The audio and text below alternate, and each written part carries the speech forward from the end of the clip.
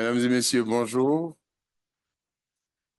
Je suis le professeur Ibrahima Seck. J'ai l'honneur et le grand plaisir de modérer cette session qui porte sur éducation et formation, comment avoir un impact sur le terrain en matière de One Health. Alors, c'est une session, un panel dont le rapporteur vient d'entrer, Max Claron, et je voudrais appeler à mes côtés Serge Moron. Est-ce qu'il est dans la salle? Il sera en ligne. Je suis en distanciel. Est-ce que Bonjour, Yann Dias. Duarte Bonjour. est là? Du Tertre. Voilà. Bonjour. Ça va vite, vous pouvez me mettre. William n'est pas encore là. Bart Jensen. Euh, euh, Rachel Freeman.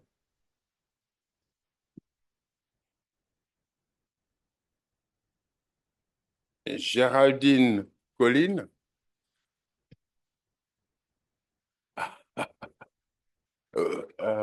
Oui, je voudrais même qu'on soit homme-femme, bon, ben. Ah, merci beaucoup, merci. Voilà. Femme là, femme. Voilà. Et vous, de ce que il n'y aura que des hommes. Oui. Puisque le dernier, c'est Serge.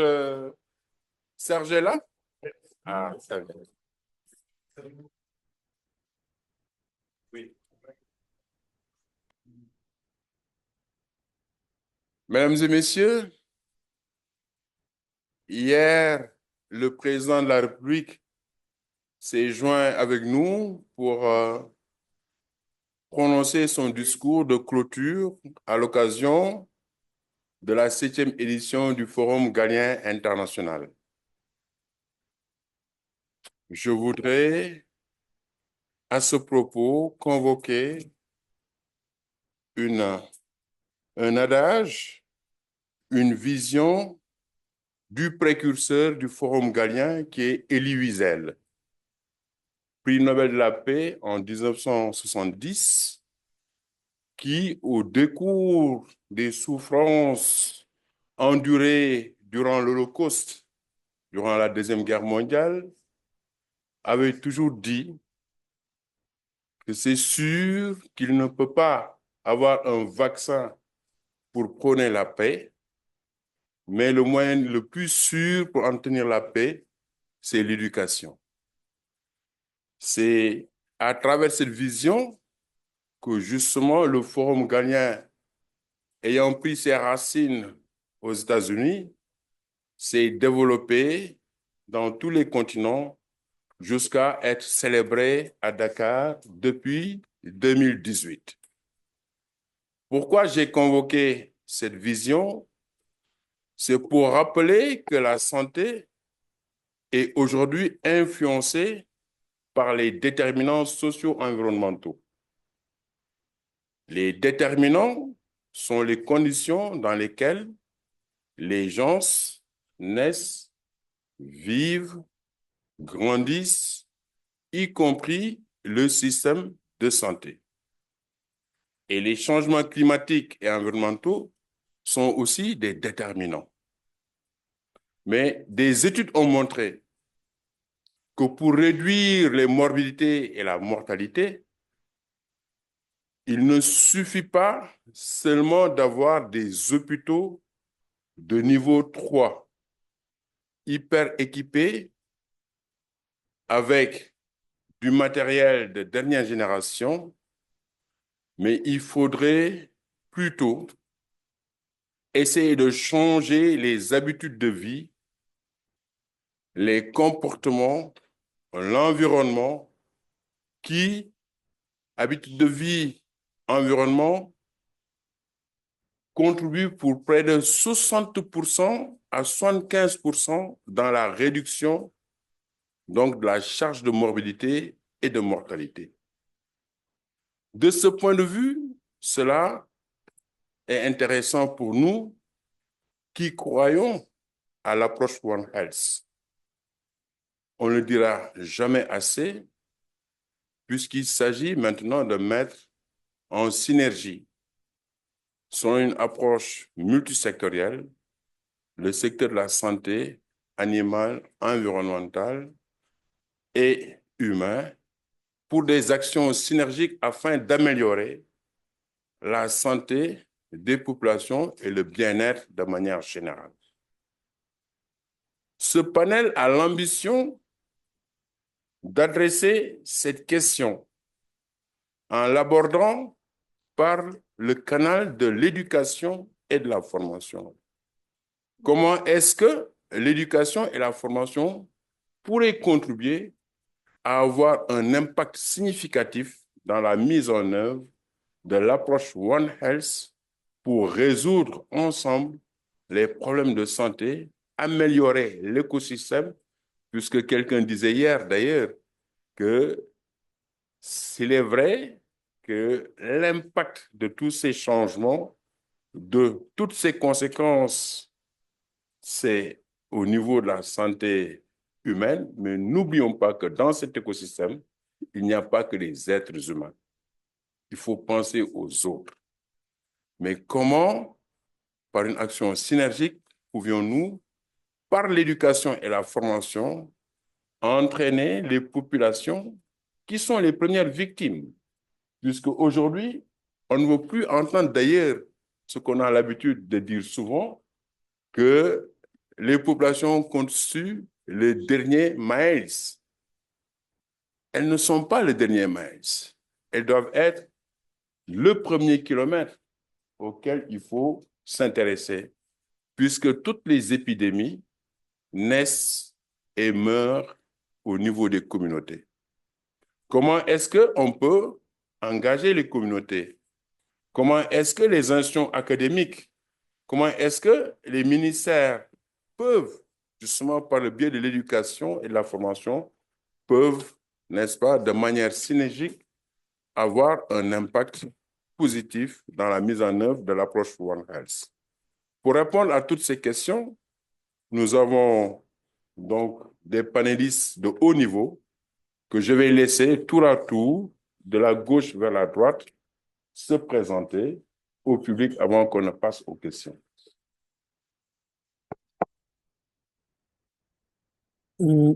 Merci.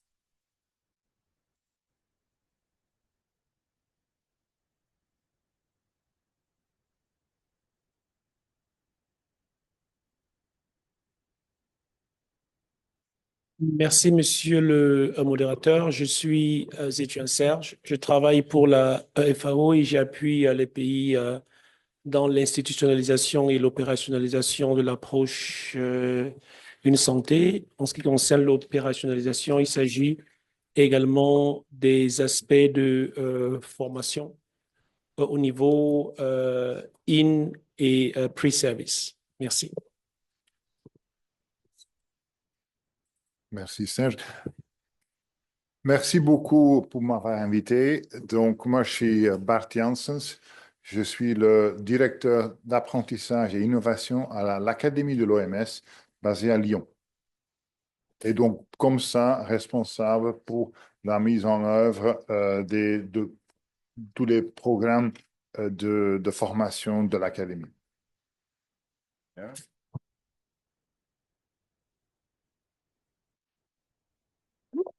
Good afternoon, everyone. Thank you very much. My name is Rachel Freeman. I'm an associate professor in social work and sociology at the University of Namibia, and I'm also the One Health focal person within the University of Namibia. Thank you for having me.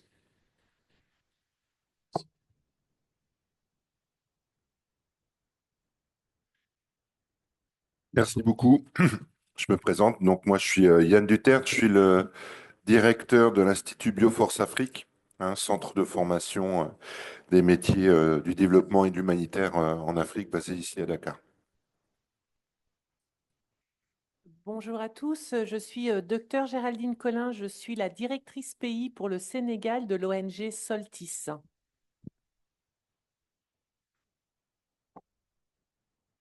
Très bien. Ma première question, c'est pour vous tous.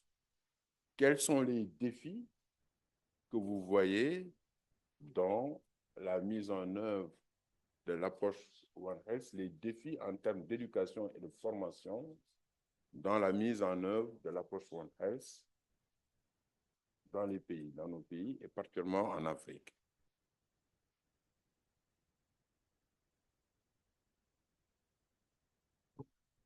OK, je prendrai bien cette première question. Il y en a, ils sont nombreux, ces défis. Et on parle souvent de droit, du rôle et l'importance de renforcer les capacités dans les communautés. Mais dans une partie de cette question, j'aimerais ramener un sujet qui n'a été pas encore beaucoup discuté ici, c'est le secteur de santé eux-mêmes, surtout le secteur de santé primaire, les centres de santé, les postes de santé et même les hôpitaux de province, avec le leadership provincial qui les soutiennent.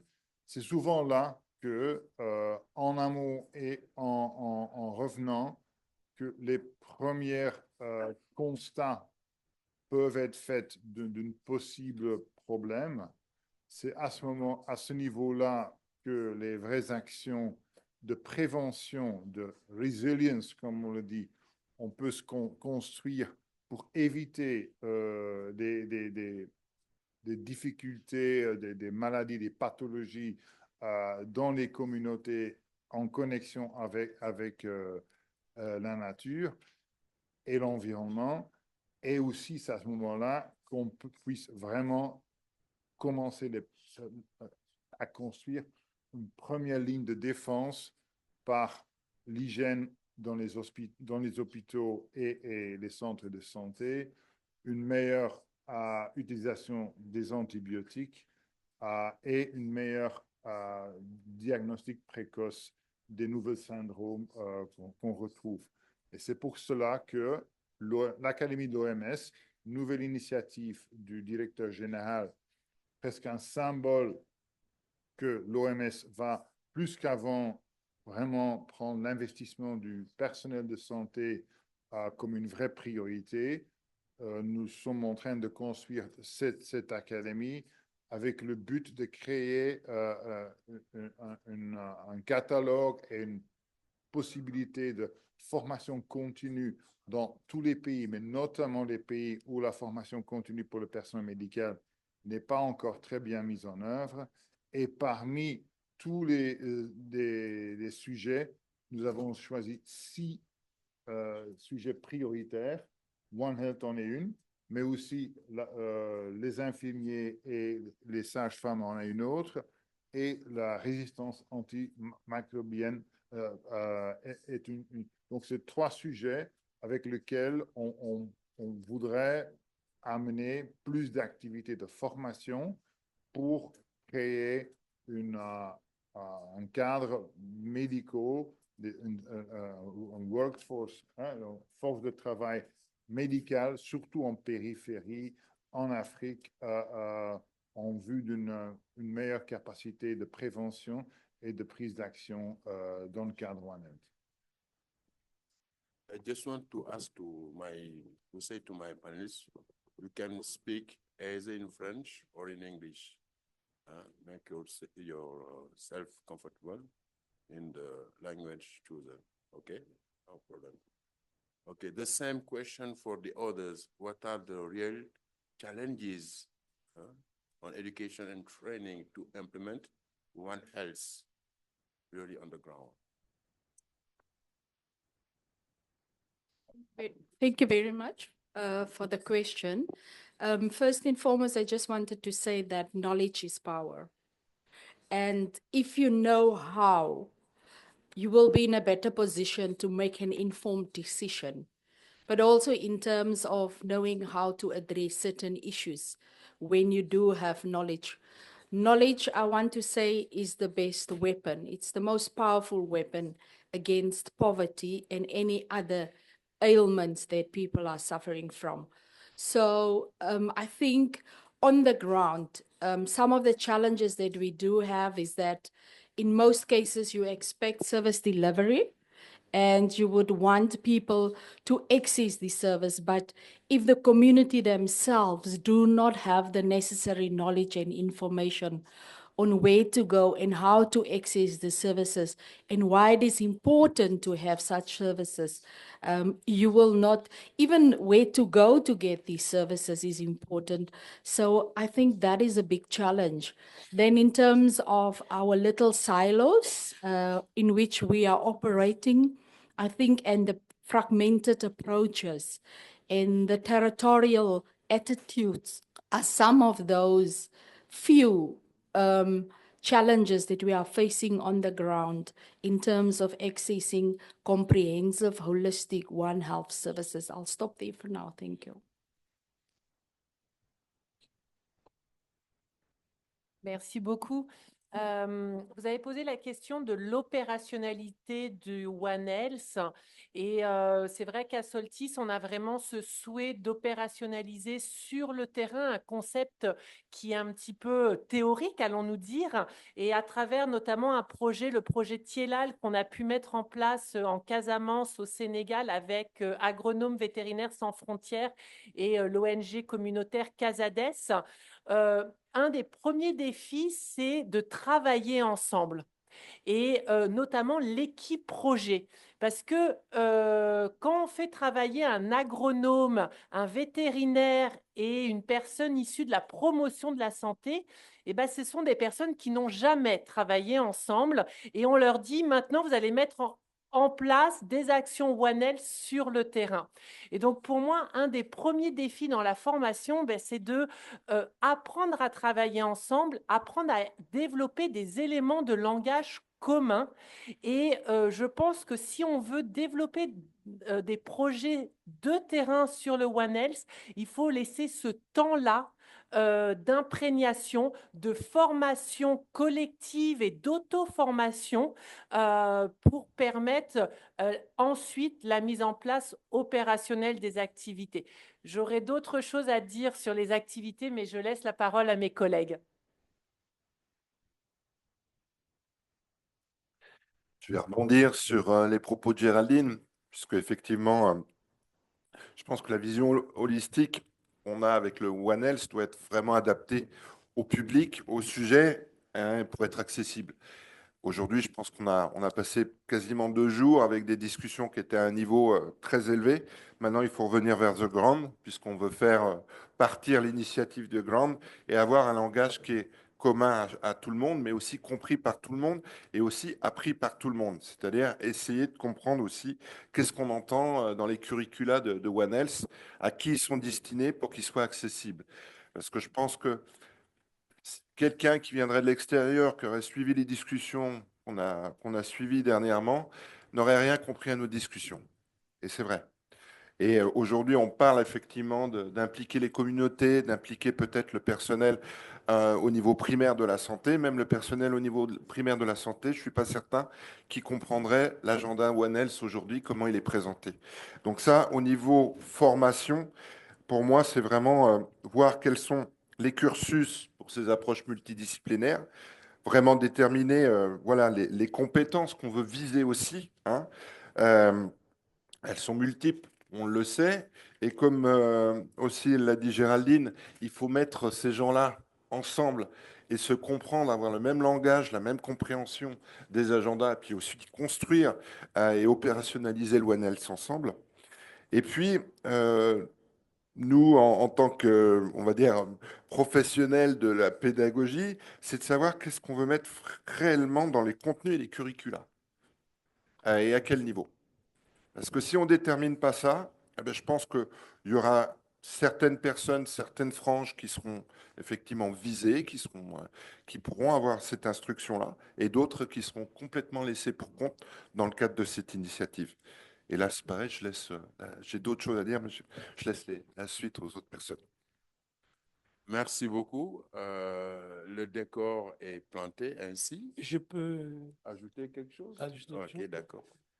Bon, si j'ai bien compris, c'est les défis.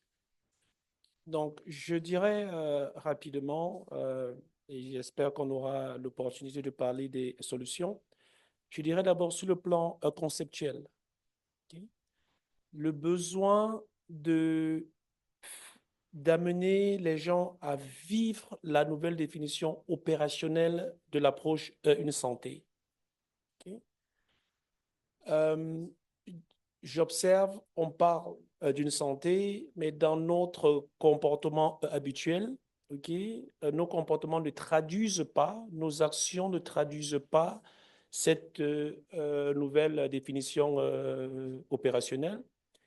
Et en plus de cette nouvelle définition opérationnelle, c'est internaliser ce que c'est une intervention, une santé.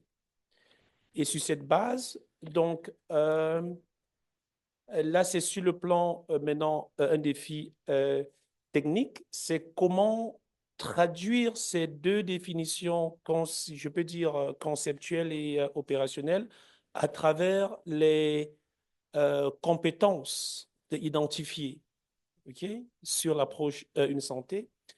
Le troisième défi, c'est ce que je mets dans le cadre, je dirais, structurel, c'est que les curricula euh, doivent également être accompagnés, je peux dire, par une reformulation de nos cadres d'enseignement ou de formation.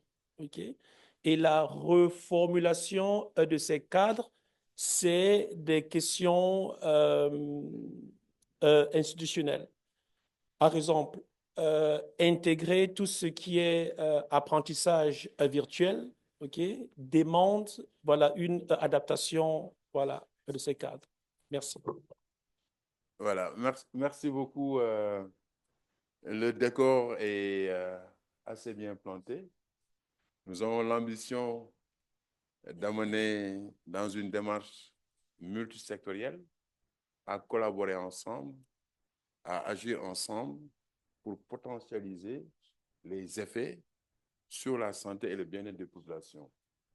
D'ailleurs, quelqu'un me disait que pour mieux comprendre c'est quoi la synergie d'action, le résultat, c'est comme qui disait 1 plus 1 ne devrait plus être égal à 2, mais égal à 3.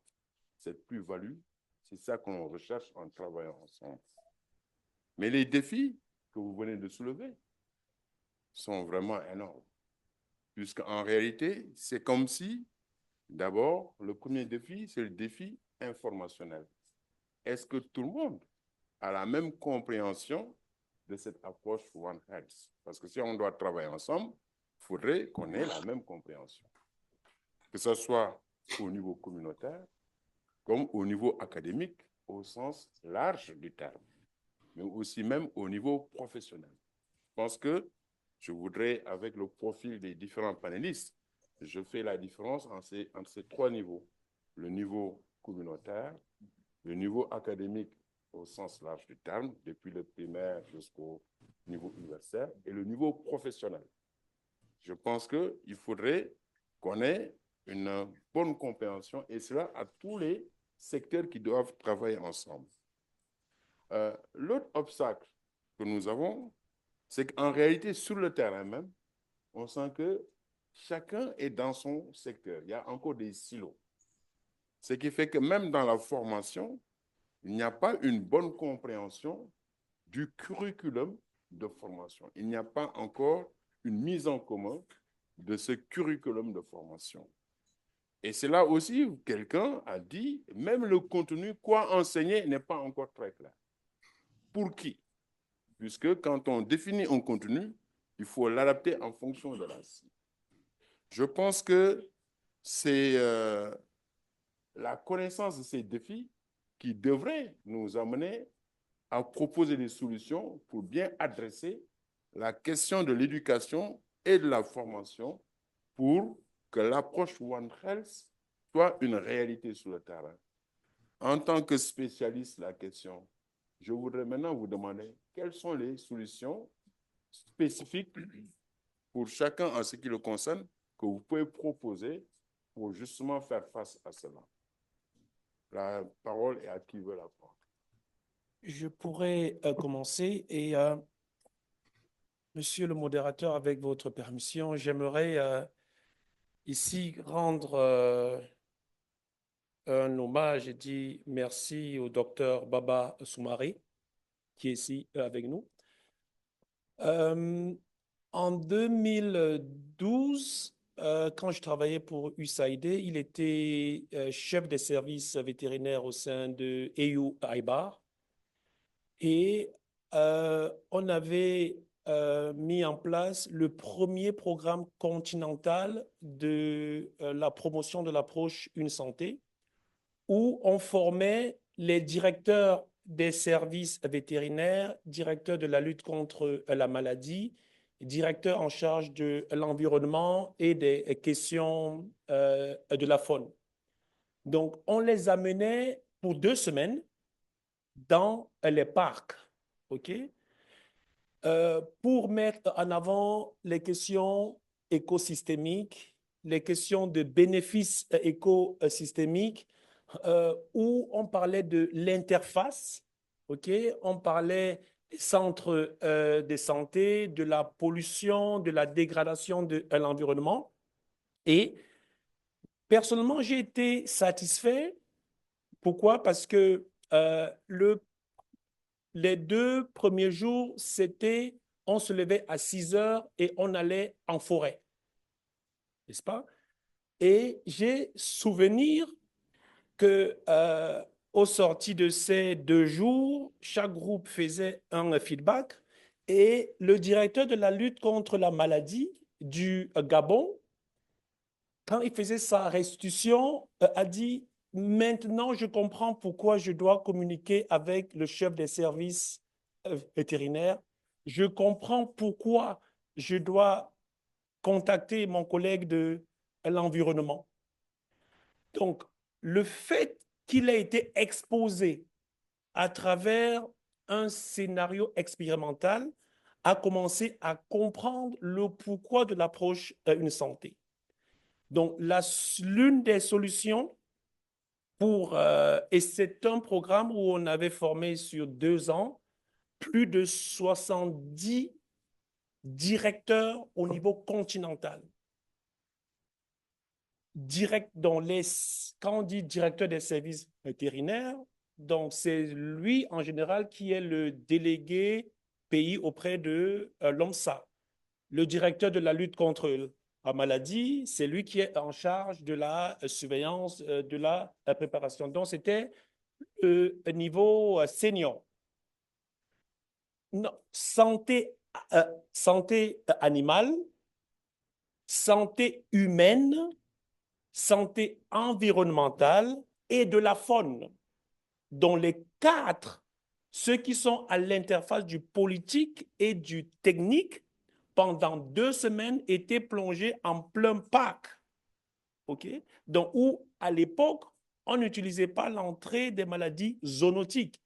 On utilisait les questions écosystémiques pour les amener déjà à comprendre que One Health, ce n'est pas les maladies zoonotiques, ce n'est pas la résistance antimicrobienne. En plus de cela, c'est des questions de dégradation de l'environnement, de la pollution. OK? Donc, ça, pour dire que quoi, une des solutions opérationnelles, c'est d'utiliser une approche expérimentale basée sur le vécu pour aider ces décideurs à déjà comprendre le pourquoi de l'approche Une Santé. Okay?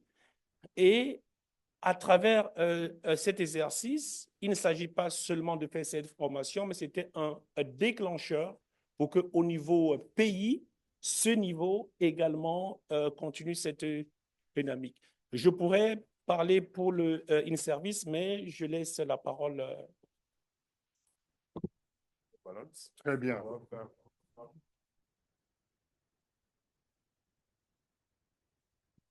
Merci beaucoup.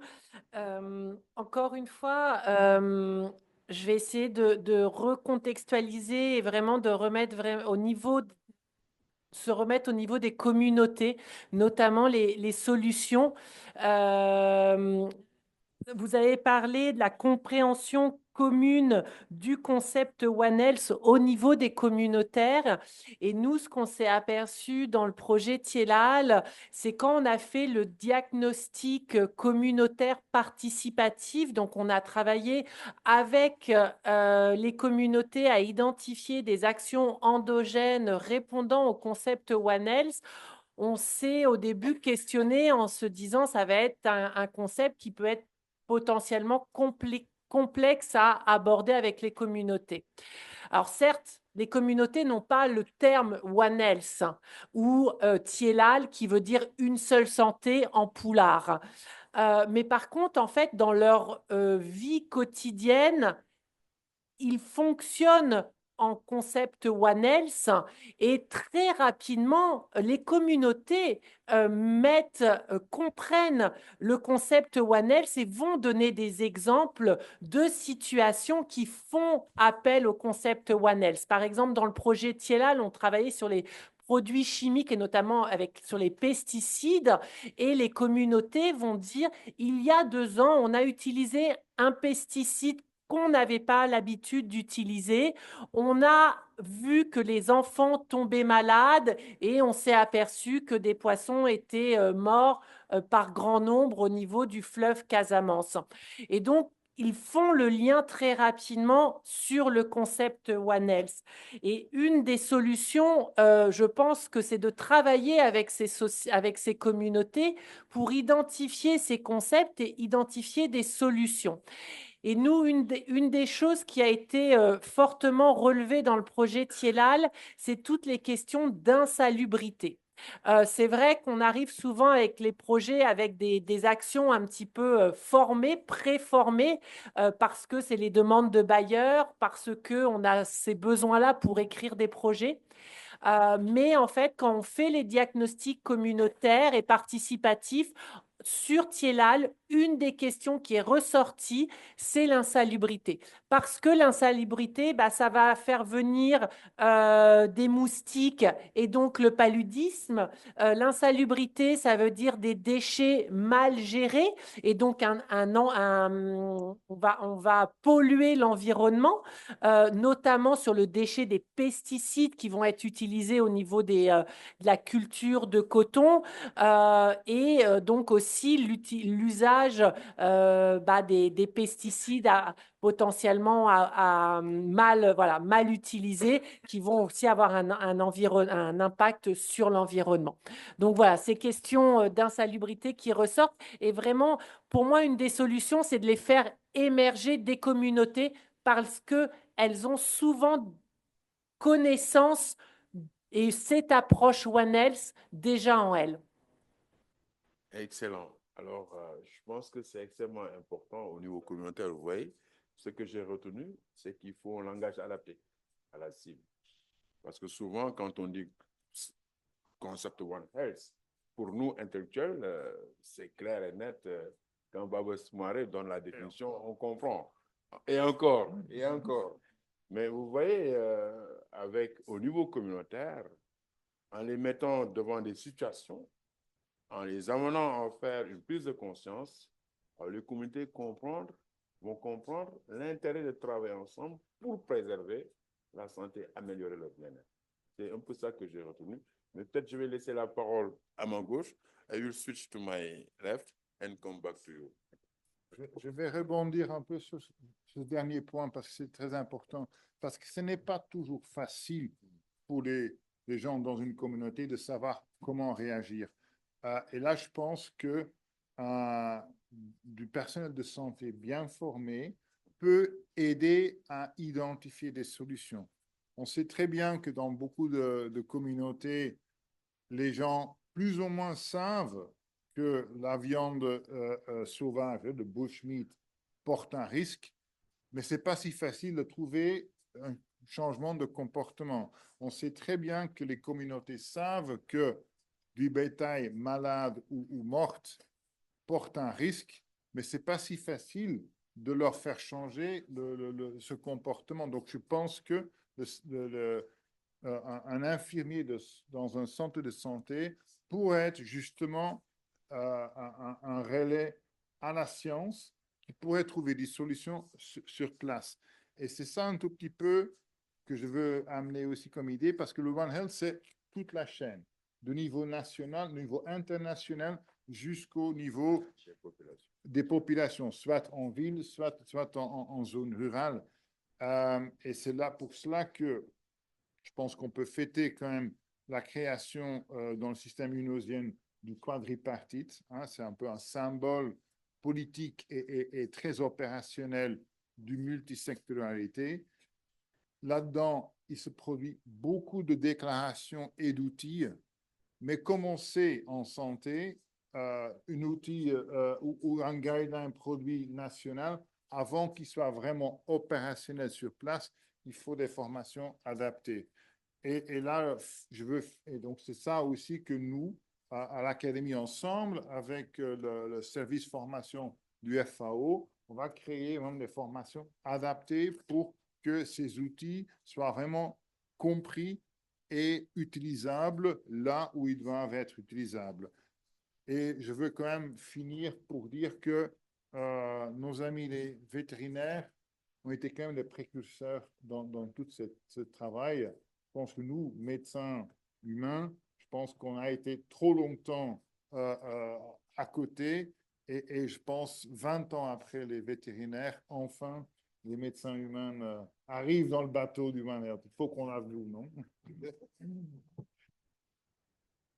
Je voudrais même illustrer vos propos, puisque moi-même, j'ai compris qu'on avait presque les mêmes disciplines. C'était en 2008, quand j'ai été formé à la riposte contre la grippe aviaire dans un projet que Babou, je pense, était impliqué avec... voilà. Et c'est là-bas où j'ai découvert que... D'accord. Donc, c'est là-bas où j'ai découvert qu'il y a de l'épidémiologie chez nous, comme il y a de l'épidémiologie chez les vétos, il y a la chirurgie ici, mais j'ai vu qu'on avait les communes. Et ça donne raison à Alfred Virchow, qui déjà, depuis le 19e siècle, disait qu'il n'y avait pas de différence entre la santé humaine et la santé animale. Ce n'est que l'objet, c'est-à-dire que la matière, qui en faisait la différence. Donc, c'est pour dire que le concept de One Health était déjà très ancien, mais il est devenu actuel aujourd'hui avec justement la récurrence des zoonoses, donc la résistance aux antimicrobiens, etc. Donc, c'était juste une transition. I give you the floor. Okay, thank you very much. In terms of, I just wanted to say two things in terms of the challenges, is especially in terms of the de-jargoning. We need to simplify the concept One Health. How would we expect people, because even in the academic world, there are still people that do not have an understanding of what the concept of One Health is. So first and foremost, our point of departure would be to de-jargon and simplify the concept so that the community can understand what is One Health about. And I just wanted to give you an example of how we as the University of Namibia try to be relevant and responsive to the community's needs. So we've embarked upon a One Health integrated initiative in the Southern African Native Indigenous minority communities. So we went out to them, we sat with them on the floor, on the ground. We explained to them what is One Health about in terms of unpacking it when it comes to human beings, in terms of why you need to get certain medication, immunization for your developmental stages in the prevention of infectious diseases. Then we've also explained in a very simple way to them why it's important to get your domestic animals, for example, for deworming or for rabies vaccination because of the interaction between animals and humans. And then we've also explained to them What is plant health all about? Why do we need to preserve our environment, our forestry, our ecosystems in terms of making and ensuring that you have a clean environment to prevent spread of diseases? So that is very important. And then also, in order to demonstrate to them what is the concept One Health all about, we are going to celebrate the World One Health Day, which is annually celebrated on the 3rd of November. So on this day, we have mobilized the schools, we have mobilized the community members, we brought on board the nurses, the social workers, the anthropologists, the sociologists, the veterinarians, as well as the environmentalists. So we're gonna vaccinate maybe or immunize the children, provide deworming medication to the domestic animals, and of course, dogs who have missed their rabies vaccination. And then we'll also do physically a cleaning up campaign just to demonstrate to them the concept of what One Health is all about. That's on a community level where we need to educate and simplify the concept. On primary, secondary, and tertiary level, education, it is important that we integrate One Health across the multi-intertrans disciplines, irrespective of whether you a nurse, a doctor, a social worker, a sociologist, an anthropologist, an environmentalist. We have to integrate it. And currently, the University of Namibia is in the process of developing a master's degree, an integrated master's degree. So those are some of the possibilities. Obviously, we need to sensitize our policy makers, our politicians, our decision makers at national level. What is One Health all about in order to get their buy-in and their political will and commitment to institutionalize One Health as an integrated concept across the government levels, where Ministry of Finance, Ministry of Environment, Tourism, Agriculture, Health, Education, everybody is on board in understanding. And then obviously one of the key partners that I have detected we left out constantly is the media. The media plays an absolutely critical role when it comes to the dissemination of information. So in that regard, I think it's critically important that we train and capacitate our media journalists so that they can not only disseminate information, but also advocate for the advancement of the One Health agenda. And lastly, I just wanted to say that it is also important to build community of practices in terms of research, in terms of sciences, in terms of education, and share those best practices at conferences, at webinars, and in peer-reviewed journals. And then only not just stick with traditional research, but translate our research findings into transactional interventions that can make an impact in the lives of the vulnerable. Thank you so much. Je voudrais, avant de passer la parole à mon dernier panéliste, interpeller le panéliste qui est en ligne. Est-ce que la régie peut nous passer le panéliste en ligne?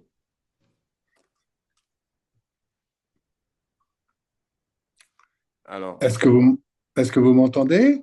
Oui, on vous Professeur? entend 5 sur 5. Vous avez la Merci parole. à vous. Merci. Merci à vous. Donc, juste pour me présenter rapidement, donc Serge Morand, je suis CNRS. Normalement, je travaille en Asie du Sud-Est pour 15 ans maintenant, mais je suis à ce moment aux États-Unis pour une résidence. Mais surtout, si j'interviens aujourd'hui, c'est vraiment soutien et en tant que membre du OLEP, du One Health High Level Expert Panel.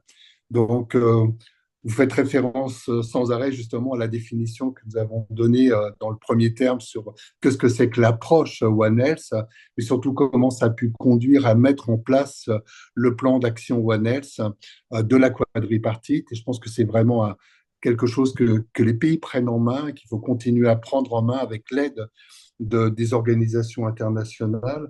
Mais juste pour dire aussi qu'on doit prendre un peu tout en sandwich, et je suis tout à fait en phase avec les différentes interventions de vos panélistes, hein, de remarquables interventions. Notamment, oui, il faut continuer à travailler au niveau des ensembles régionaux. Je pense par exemple la Commission européenne qui est encore très fortement en silo. Donc, fin novembre, nous devrions avoir un nouveau rapport pour comment finalement l'approche One Health va pouvoir mieux irriguer la gouvernance de la Commission européenne et automatiquement ses liens avec les pays tiers. Et je pense évidemment pour vous avec l'Afrique, ça va être très très important. Évidemment, c'est aussi toutes ces formations qui sont faites. Donc, vous avez Afro Youn, moi je connais beaucoup plus CEO Youn, qui est absolument remarquable avec tout un réseau d'universités. Mais je pourrais quand même mettre un petit problème, c'est-à-dire que pour l'instant, l'environnement est encore toujours très faible dans l'approche One Health. Notre dernière réunion au LEP, on a commencé à mettre ça vraiment sur ensemble, surtout avec la partie avec l'UNEP, le PNUE, le Programme des Nations Unies pour l'environnement. Et c'est vrai que chaque fois, on revient rapidement en silo. Peut-être aussi parce que l'approche, pour l'instant, n'est pas vraiment transformative, mais on est toujours beaucoup plus dans les aspects préparation et réponse, et finalement, pas du tout dans l'anticipation des crises, mais on y va simplement de crise en crise, et on accepte. Je prendrai qu'un seul exemple. Dans l'action, dans les plans d'action du OLEP, on parle de sécurité alimentaire, enfin, on parle de safety food hein, plutôt, hein, donc on voit vraiment le côté plutôt contamination alimentaire, mais on met pas le système alimentaire mondial. Et je pense que là, si on ne met pas le système alimentaire mondial à l'agenda, ben on rate le One Health, on rate évidemment les objectifs de développement durable, on rate la biodiversité. Je pense que c'est ça aussi qu'il faut pousser à l'échelon global, vraiment ce côté transformatif. Et après, à l'échelle locale, je suis tout à fait aussi d'accord avec ce qu'avait dit. Donc, plutôt finalement arriver à mieux partager ces communautés de pratique. Alors, je ferai juste une publicité pour une revue qui est vraiment faite c'est une revue par les CABI, hein, par les Commonwealth Agriculture Bureau, One Health et notamment One Health Cases, où c'est vraiment tous les cas One Health. Et j'encourage vraiment à publier là-dedans. C'est pas des formats recherche, c'est vraiment des formats faits à partager finalement des expériences avec ses aspects positifs et ses aspects aussi ratés négatifs.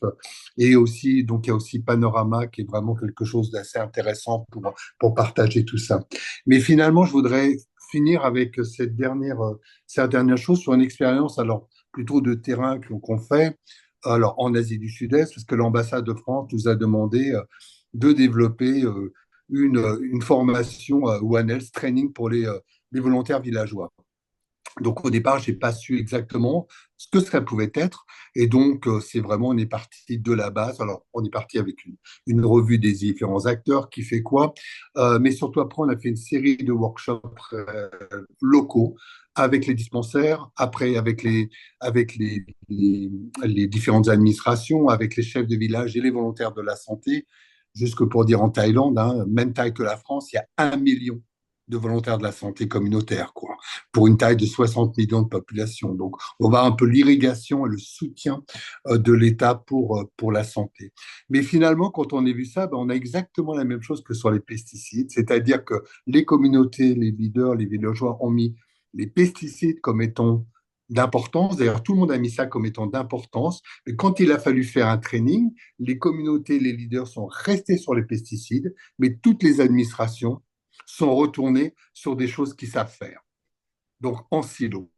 Et donc ça voudrait dire quand même pour en termes de formation, c'est-à-dire que si on veut des formations, si on veut mettre en place du One Health, vraiment formation, il faut accepter d'avoir l'environnement plus important et si on met l'environnement de plus en plus, on fait face à des problèmes de plus en plus qu'on appelle épineux.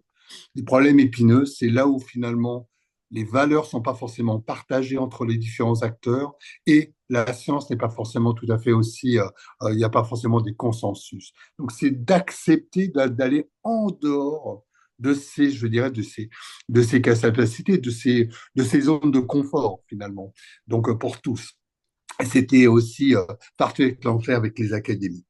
Et finalement, juste pour dire, c'est la prévention est vraiment le parent complètement oublié. Donc, on a travaillé avec OLED sur qu'est-ce que c'est la prévention. Une prévention qui est beaucoup plus en amont. En amont, réellement, comment ça se passe dans les socio-écosystèmes. C'était dès qu'il y a un problème sanitaire qui arrive dans les communautés, c'est trop tard. On arrive simplement, il faut gérer les crises, il faut gérer les impacts, il faut développer, ça coûte très cher en plus, développer des systèmes de surveillance, répondre, traiter les choses. Donc prévenir, c'est vraiment l'essentiel. Et ça aussi, ça fait partie peut-être de l'éducation à la prévention. Et j'arrête là. Merci à vous, hein. Merci beaucoup, Monsieur Serge Morand, pour votre intervention qui est très, très pertinente, qui a encore renforcé tout ce que les autres avaient déjà dit, avec encore plus d'emphase. J'ai même noté l'importance donc d'un environnement bien partagé. Il faut partir donc de cette sensibilisation que les gens voient que c'est un besoin, qu'ils comprennent ce que c'est, quel intérêt ils ont à travailler ensemble. Et peut-être là, la place des socio-anthropologistes est bien dessinée et bien importante dans cela pour bien comprendre les croyances, les vécus avant de commencer un processus de transformation. Je vais laisser la parole au dernier panéliste. Ensuite, je vais me tourner à l'audience pour demander est-ce qu'ils ont des contributions avant que je ne revienne encore à mes panélistes pour quelques mots de la fin, avant que je ne fasse une synthèse pour conclure. Vous avez la parole.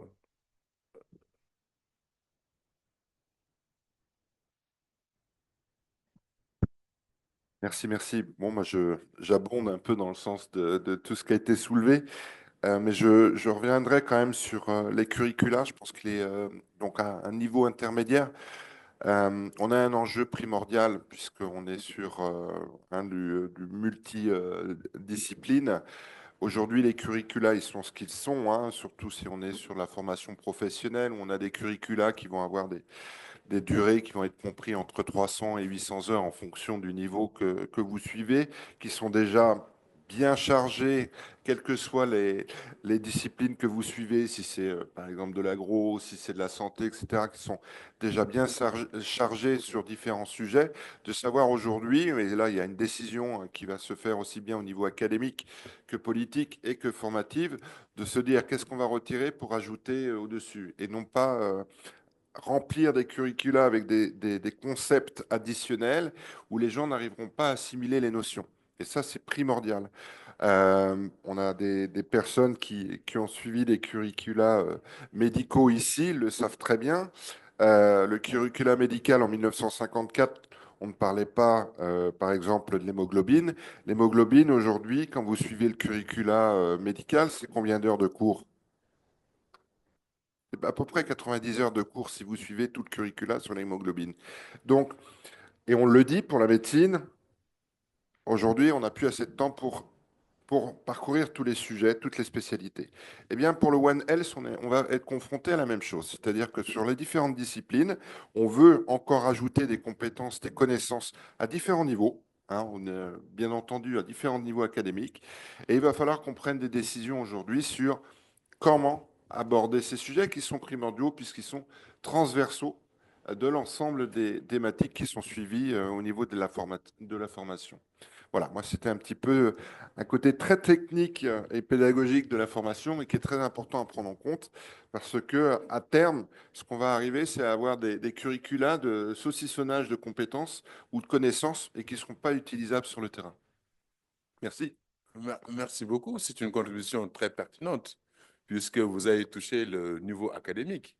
Il ne s'agit pas de créer de nouveaux curricula parce qu'ils en existent.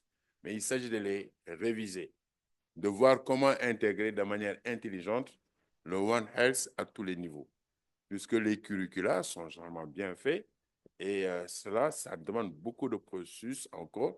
Ça construit par la sensibilisation. Il faut que aussi nos académiciens qui sont souvent très carrés, il faut qu'on les amène à accepter. Je sais que déjà dans certaines universités, on met en place le Master One Health qui a justement cette faculté donc de regrouper la santé animale, la santé humaine et la santé environnementale. Et ensemble, ils font de la recherche collaborative. Ça, c'est par exemple un exemple. Mais je sais que le public qui nous écoute aussi veut dire quelque chose et je me retourne vers le public pour leur demander si vous avez des contributions.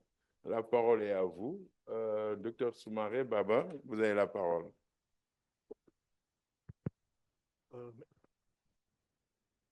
Merci beaucoup, monsieur le modérateur, pour la très bonne modération. OK. Le mien, c'est juste pour rebondir sur le dernier point.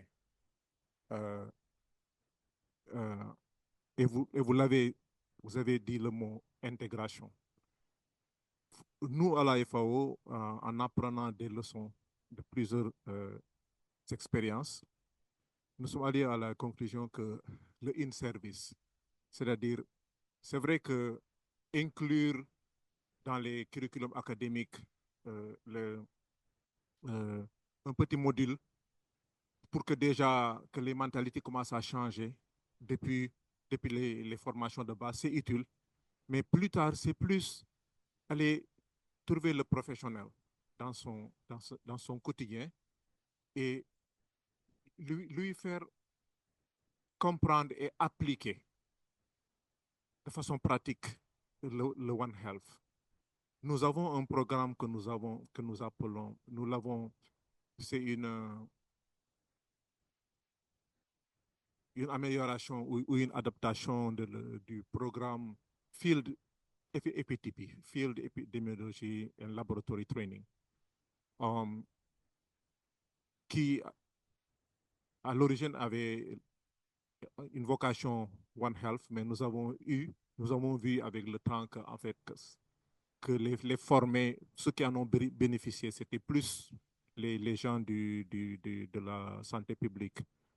Alors, on a retravaillé quelque chose qu'on a appelé ISAVET, In-Service Applied Veterinary Epidemiology Training, qui est lui-même un One Health et qui réunit des professionnels de la santé animale, de la santé humaine, de la santé environnementale, etc., de la santé des végétaux. Et ensemble, on les forme et il y a juste rapidement, il y a une partie classroom et ils repartent dans leur lieu de profession respectif sous le mentorat d'un mentor qui va les coacher. Le mentor est d'abord formé. Nous formons les formateurs, nous formons le mentor. Et le plus important ici, et je vais m'arrêter là, c'est de bâtir chemin faisant le leadership du pays. Ce n'est pas nous autres partenaires au développement qui venons et qui définissons les besoins en formation. Pour qu'une formation ait vraiment une utilité et un impact, c'est essentiel que ce soit identifié comme besoin par le pays même, par les communautés même. Donc nous les aidons dans ce processus à faire le training need assessment, training readiness assessment, training of trainers, training of mentors. Et après maintenant, on transfère la capacité et les modules au pays pour qu'eux-mêmes se mettent à former. Donc c'était brièvement pour partager cette petite expérience que je voudrais intervenir. Ce n'est pas une question. Je voudrais féliciter encore une fois les panélistes pour les interventions très pratiques et très pertinentes. Merci beaucoup. Oh, excellent. My concern here is that if we have to achieve a comprehensive education in the health sector for one sustainable health, I am going to say that we must again approach it from the angle of regionalism. The simple reason why is that, yes, they are all called universities, but some of the universities, particularly in the West African region, cannot pass for a university. You know, largely because they have adopted the concept of, how do I call it? The concept of private universities, which is prevalent in this region. And it's also gradually taking place too in other regions. So certainly the quality of the education here will certainly be highly reduced, because education is no longer seen as a welfare, a kind of welfare delivery service, but is seen from a profiteering angle. And the ownership, therefore, in an attempt to deliver education, has reduced the quality to meet cost savings. And that's a huge problem.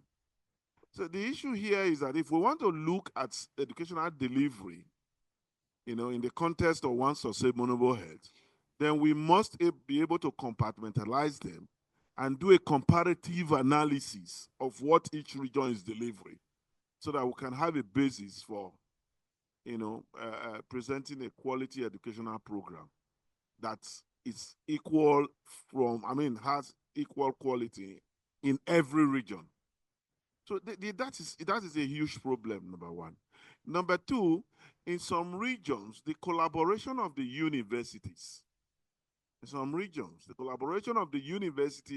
with the town is nothing to write home about.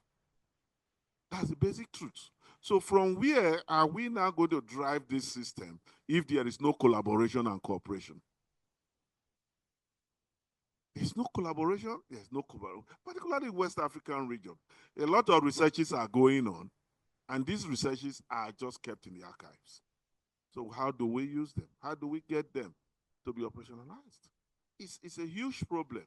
And that, as it may be, again, you also find that there are situations where, because of the high costs, the high cost of living, and then the low wage rates at some of these universities, the lecturers are no longer interested in conducting research. They are not. So you find a situation where collaboration is downscaled as much as possible, and sometimes non-existent, except to churn out certificate students. And I don't think this is right. I don't think it's right. So we actually need to look at it from this angle. How are we going to motivate them? Thank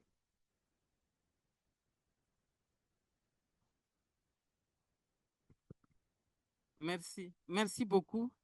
Je voudrais rebondir sur ce qu'ont dit certains panélistes avant moi, notamment celui qui est intervenu en ligne sur Afrowoon. Non, c'est pour donner donc quand même l'exemple du Sénégal qui a bénéficié de ce réseau.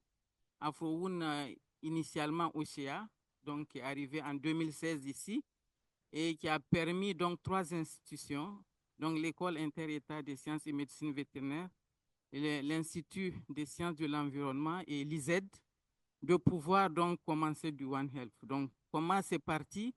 C'est parti déjà, comme l'a dit quelqu'un, en revisant les programmes des 2 master santé publique vétérinaire et master santé publique qui est délivré à l'ISED.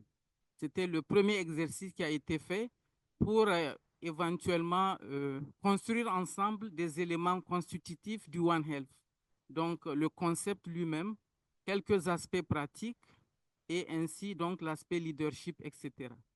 Donc, ça a été assez facile parce que ça a été fait par l'ensemble donc des enseignants issus de ces différentes institutions, y compris d'ailleurs des membres des ministères, quelqu'un l'a dit tout à l'heure. Il faut le leadership fort donc des pays, et c'est pour cela d'ailleurs que l'un des cours qui a été dispensé a été destiné aux membres des différents ministères, le leadership One Health. pour qu'ils s'imprègnent de ce concept, de cette approche, et ainsi faciliter la mise en œuvre des activités au niveau de l'université. Donc, nous avions eu à construire cette unité qui a permis d'ailleurs de faire des échanges. Je pense que le colonel, le professeur, il vient souvent donner le cours justement des éléments constitutifs et vice-versa. Certains de l'école vétérinaire partent également enseigner ailleurs, ou notamment au niveau de l'ISED et de l'ISE. Donc, c'est ce genre de collaboration, je pense qu'il faut également développer. Pour faire ensemble des modules, construire ensemble au niveau de l'université et voir dans quelle mesure on peut se mutualiser les enseignements, mais également comment, c'est là où je veux en venir, mettre ça en pratique réellement. Parce qu'il ne s'agit pas de donner des cours, juste avoir le diplôme et passer, mais comment le mettre en pratique. Et c'est pour cela qu'au niveau de notre école, nous sommes en train de réviser donc, notre référentiel de formation dans le cadre de l'OMSA qui nous a demandé de respecter un certain nombre de compétences. Donc, au cours de cette construction du nouveau référentiel, nous avions identifié les niveaux et également donc, les modules que nous allons délivrer pour chaque niveau. D'abord, le premier cycle, qu'est-ce qu'on doit donner comme aspect One Health? Au niveau du second cycle, pareil, et surtout à la sortie, quand ils veulent être vétérinaires généralistes ou bien en tant que master. Donc, c'est pour dire que ça peut être progressif et il faut que ça soit respectueux justement des curricula, des volumes horaires. Quelqu'un l'a dit tout à l'heure, l'un des panélistes. Il ne s'agit pas de venir ajouter déjà sur un programme qui est déjà très lourd pour les étudiants, mais c'est de donner les éléments qu'il faut au fur et à mesure donc de l'état d'avancement, de leur connaissance, de leurs compétences au niveau donc, de l'école, parce que c'est un référentiel basé sur des compétences. Quelles compétences One Health on doit délivrer 7 au niveau du deuxième cycle, etc. Mieux encore, donc nous sommes allés pour dire qu'il ne s'agit pas seulement de formation diplômante, mais il faut également préparer ceux qui sont déjà sortis, parce que les pandémies sont là. Si demain quelque chose arrive, ce sont eux qui seront sur le terrain, en attendant que les in-service terminent. Donc, on a essayé de faire, donc, dans le cadre de AfroUn, un état des lieux sur les besoins des différents professionnels des 3 secteurs, et même au-delà des 3 secteurs, leurs besoins en termes de One Health. Donc, c'est ce qui a été fait et ça a été identifié. Et sur la base donc, de la priorisation de ces besoins, donc AfroUn a construit, parce qu'il y a beaucoup de modules déjà qui ont été construits par AfroUn, il s'agissait à chaque pays de pouvoir contextualiser son module. Et par conséquent, c'est pourquoi récemment, il y a une des formations qui a été prévue, c'est celle sur la communication du risque et l'engagement communautaire, donc qui est destiné vraiment à des professionnels. Mais on peut éventuellement très tôt peut-être le faire une partie à ceux qui veulent sortir comme généralistes. Donc c'était juste pour ça, mais il y a encore un manque vraiment à gagner en termes d'environnement. Quand on regarde un peu les modules, on voit beaucoup plus les aspects médecins, vétérinaires, etc. Mais l'aspect environnement qui nous réunit depuis donc, cette semaine est mal perçu encore. Donc, il va falloir des spécialistes qui puissent permettre d'intégrer cet aspect dans les différents modules qui sont déjà développés. Voilà, merci. Merci. Je vais prendre encore 2 autres et je reviens aux panélistes. Oui, allez-y. OK, merci bien. Le docteur Dabiré de l'OMS. Donc, je me mets un peu dans le prolongement de ce qu'elle vient de dire. Je crois en prenant en compte tout ce qui a été déjà dit, je pense que la question d'éducation et de formation est assez complexe. Ça dépend déjà de la formation, pourquoi. Donc, en définissant bien le problème, du coup, ce matin, on a parlé des concepts. Il y a beaucoup de définitions et ça, des fois, ça impacte l'opérationnalisation. Mais quand on veut former, on sait qu'il y a beaucoup de barrières. Déjà, je sais que l'éducation dont on parle ici, c'est plus une éducation au niveau supérieur. Mais qu'est-ce qu'on fait du niveau primaire? Parce que quand on veut préparer les citoyens, on commence déjà l'apprentissage de l'écosystème dès l'enfance, dans le contexte primaire. Qu'est-ce qui est prévu pour ça? Et en ce moment, on a affaire à 2 approches pédagogiques. la pédagogie pour les enfants et l'andragogie pour les adultes. Donc, et là, il y a des différences et ça implique des méthodologies différentes. Et quand on parle de compétences, on parle de quelles compétences? On ne peut pas demander à un vétérinaire d'être agronome. C'est-à-dire chacun a sa compétence technique, ce qu'on appelle les technical skills. Mais d'autant plus que le One Health est une approche, c'est peut-être qu'on a plus besoin de soft competencies. Quelles sont les manières, les compétences ou les connaissances qui permettent à un technicien d'être flexible, d'être ouvert à d'autres disciplines. C'est souvent là qu'on a des barrières. Parce que quand les gens se disent sommité scientifique parce qu'ils sont de tel profil disciplinaire, ils sont deux fois fermés à d'autres disciplines. Je pense que ça, c'est une barrière qu'on peut lever. Et peut-être l'autre aspect que je pourrais aussi, c'est vrai que toutes les questions de curriculum, ils sont importants, mais ça dépend des contextes. Je voulais aussi juste souligner l'importance des compétences organisationnelles et institutionnelles. Je m'arrête là. Thanks. This One Health approach, even though it's been with us for some time, is still quite recent. But I remember that when I was in the medical school, we had an integrated curriculum. So I was in the Faculty of Health Sciences, and we are allowed to take courses from the social sciences, from public admin, from agric, from pharmacy, and even environmental health. And so I had the privilege then of growing up across these boards. That was almost 40 years back. But suddenly we had fragmentation. Soon there was a College of Medicine, there was a College of Pharmacy. There was a lot of separation, and it got to a stage they could hardly see themselves. Now, the One Health approach actually requires a very multidisciplinary approach.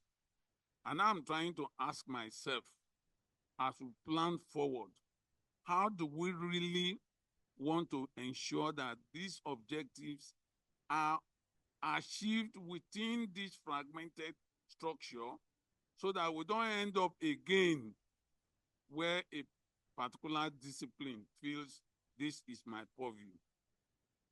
Thanks.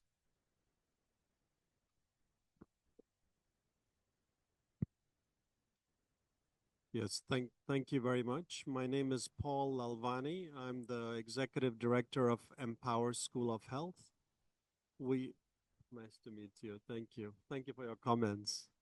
First of all, really appreciated all your comments. They were very helpful.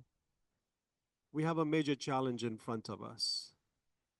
And just to give you the background of Empower School of Health, for the last 10 years, our entire focus has been on building large-scale workforce capacity, all the way from doctors and opinion leaders down to frontline workers, community health workers. We work in 16 different languages, 40 different countries, working with ministries of health, Africa CDC, WAHO, WHO Academy, creating content, disseminating content, measuring the impact of content. And the challenge we have ahead of us is nearly insurmountable, but we have to get it done. It's difficult enough just in the health silo.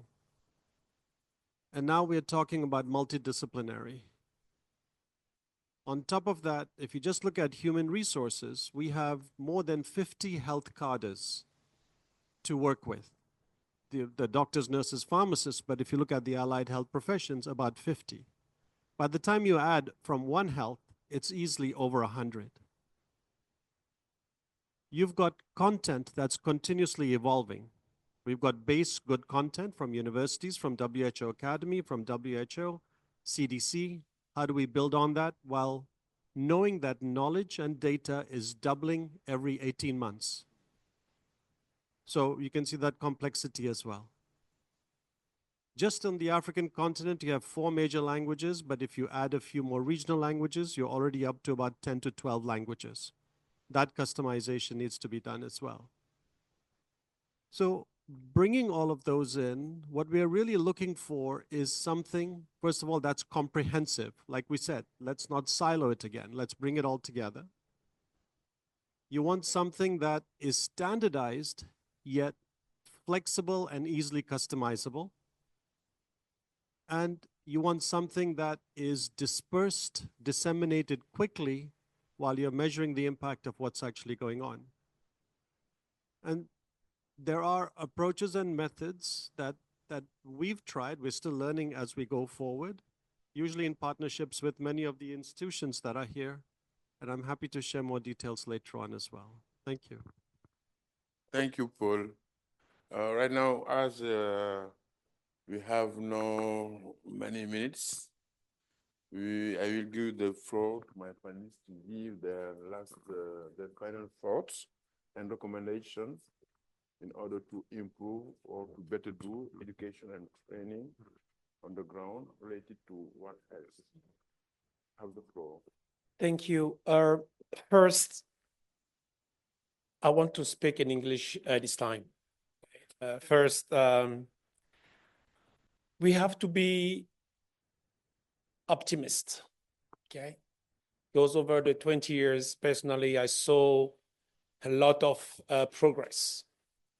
And our frustration is based on the fact that we have not yet internalized that One Health is it's a disruptive approach, meaning that he requires us to rethink, to question, to step back, and to question our conceptual models, our legal frameworks, so all the existing tools we are using. And that put us in very uncomfortable situation. And it's not that it's not impossible to implement One Health, it's our fear, okay, because we are moving from our comfort zones, okay? The last point is there's examples in Africa where, let me take one in 1 minute. And one of the solutions is to make sure that we have a functional One Health platform. Because in one country, the minister in charge of higher education is a member of the platform. And during one meeting, he asked to the secretariat, okay, you want me to promote One Health. What should I do? Okay. And the minister took a decision to integrate a budget line in his budget. And through that budget line, they have integrated One Health into the universities, programs. And my last point is now the same platform now through his mandate will play a quality assurance, okay, to make sure that any One Health training for the primary school to the university and after university will meet a certain standard. So there's a progress, there's hope, and let's continue. Thank you. On my right, as we are working gender balance. Merci beaucoup. Alors, je pense qu'effectivement, le curricula de base et de formation de base est essentiel et c'est la base pour la suite. Cependant, aujourd'hui, quand on opérationnalise le concept One Health, on doit aussi faire de la formation continue, notamment des professionnels de santé animale, humaine ou environnementale. Et c'est vraiment le cœur de métier de Soltis d'assurer de cette formation continue des acteurs en lien avec les besoins des pays et des demandes aussi bien nationales que locales et notamment régionales avec les régions, et les directeurs de santé des régions. Et par exemple, sur le projet One Health, on a par exemple beaucoup travaillé sur tout ce qui est enjeu de la résistance aux antimicrobiens. Aujourd'hui, tout ce qui est résistance aux antimicrobiens, c'est fortement monitoré, soit au niveau des hôpitaux pour la santé humaine, soit au niveau des gros élevages, au niveau santé animale. Mais on sait qu'au niveau santé primaire, et Bart l'a dit tout à l'heure, il y a beaucoup de choses qui se font au niveau primaire et au niveau des éleveurs primaires et au niveau des infirmiers, au niveau de la santé primaire. Et donc, on a travaillé sur cette formation continue avec un socle commun autour du One Health, rassemblant ces différents acteurs pour la mise en commun des concepts, pour partager les expériences et pour faire ce lien-là. Et après, on a formé spécifiquement parce qu'il y a aussi des spécificités et le One Health n'enlève pas ces spécificités. On a formé les professionnels en santé humaine et les professionnels en santé animale. Merci.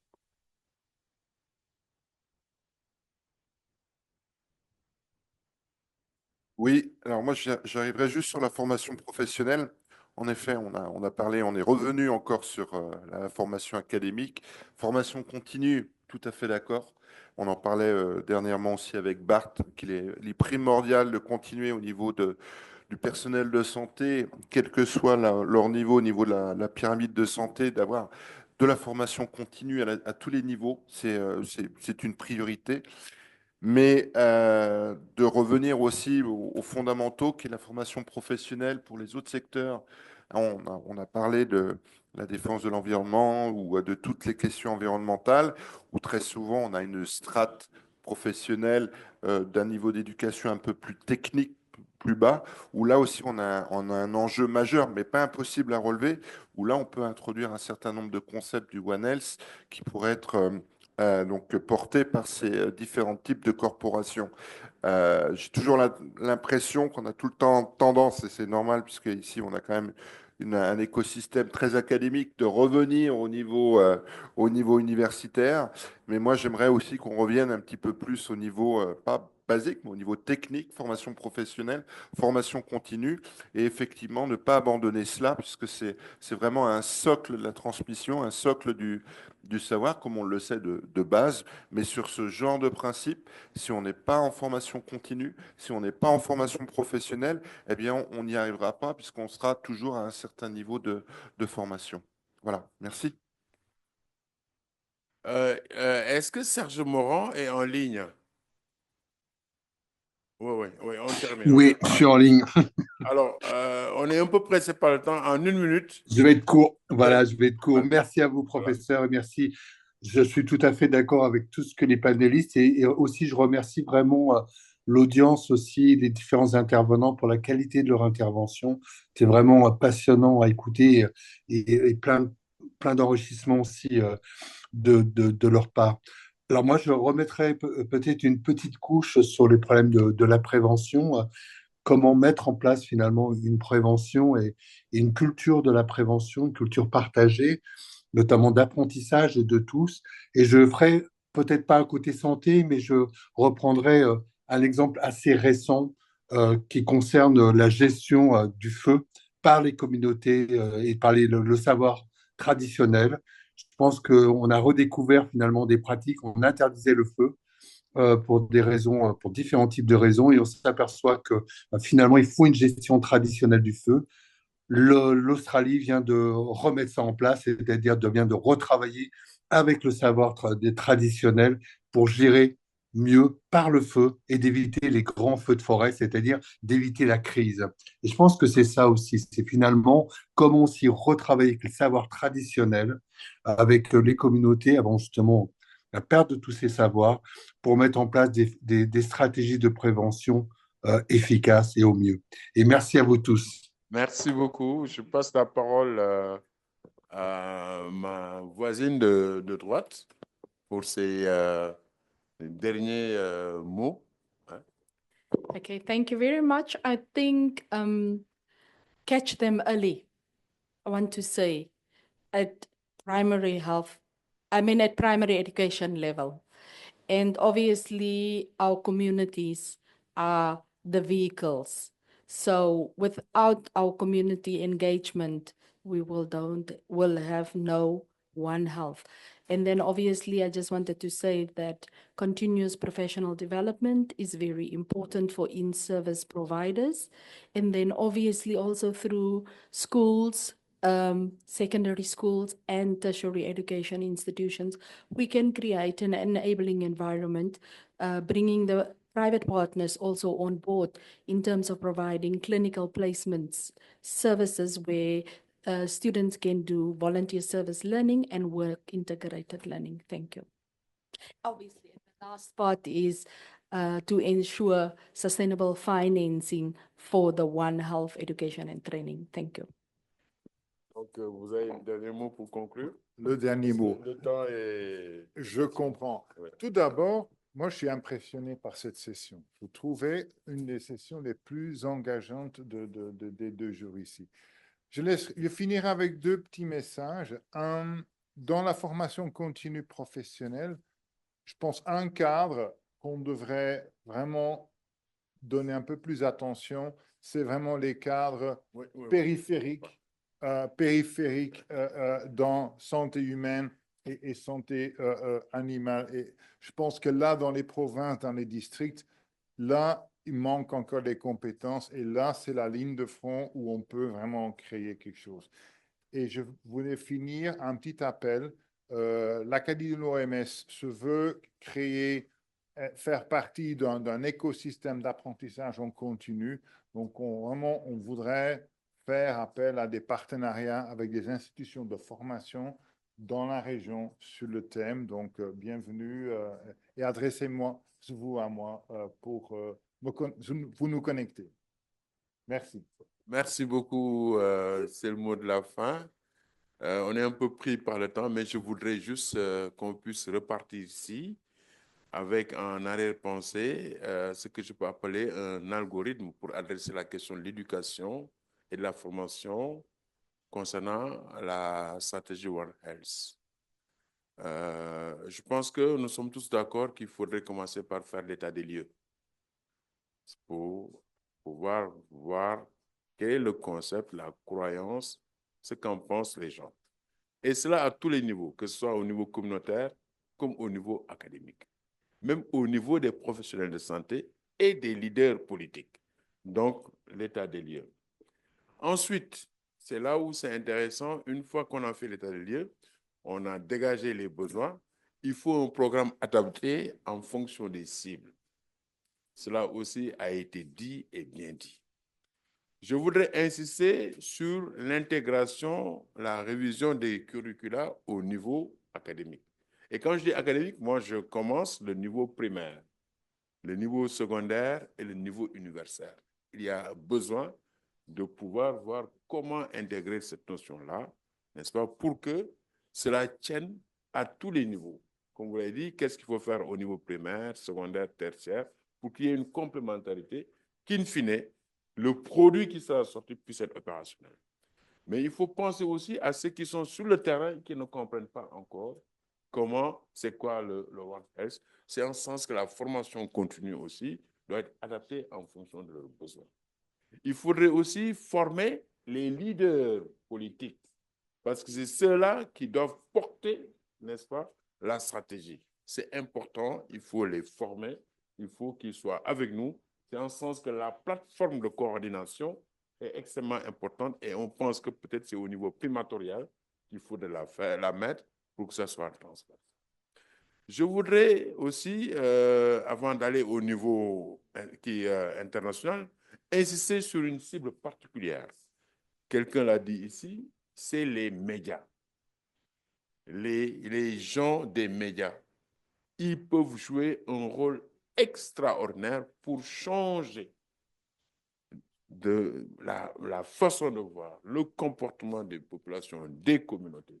Donc, il faut une formation adaptée pour les médias, pour qu'ils comprennent en des termes simples c'est quoi la stratégie One Health et comment on peut l'appliquer. Quelqu'un a parlé de la communication sur les risques et l'engagement communautaire. C'est aussi un très bon moyen pour engager les communautés. Et je pense que le rôle des médias est incontournable. Il faut qu'ils soient des acteurs. Maintenant, j'avais parlé de la volonté politique. Bon, on n'a pas parlé de financement ici, mais je pense que aussi c'est important dans cette volonté politique. Je pense que vous avez même parlé de budget. Alors, il faut qu'il y ait un engagement financier, une bonne mobilisation des ressources domestiques pour accompagner la mise en œuvre de cette stratégie. Il faudrait, pour que ce soit pérenne, que nos États s'engagent d'abord et nos partenaires viendront ensuite pour nous accompagner. C'est tout le sens de la collaboration internationale. Et aujourd'hui, on a salué l'alliance quadripartite qui réunit l'Organisation mondiale de la santé, l'Organisation mondiale de la santé animale, le PNUE, le programme des Nations unies sur l'environnement et l'agriculture. Et je pense que la FAO, et c'est comme ça qu'il faut aller. Il y a d'autres partenaires qui viennent, n'est-ce pas, s'ajouter autour de cette alliance. Mesdames et messieurs, on pourrait encore continuer à discuter, à échanger, tellement que le thème est important, mais on doit se rendre au musée des civilisations noires. Je voudrais vraiment arrêter ici et vous remercier et vous dire à tout à l'heure. Merci.